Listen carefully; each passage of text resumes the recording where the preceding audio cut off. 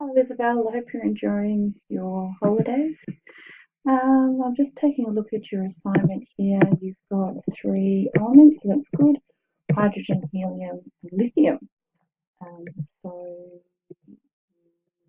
look at them. So you don't have a picture of hydrogen that pops out for me, first of all. Oh, yes, you do. You have a little one down here. So you've got some background information, that's good. So that's a Bohr diagram, but you could have had a picture maybe of a molecule of hydrogen or um, a picture in a working diagram of the gases in the atmosphere. So helium, you've got a picture of helium balloons, some background information, which is good.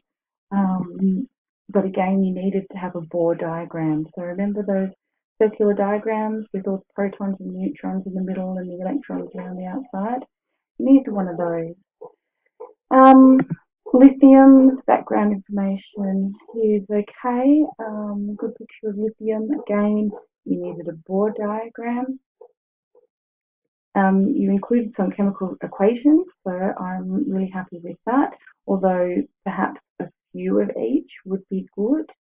And you have quite a comprehensive bibliography, so that's quite impressive.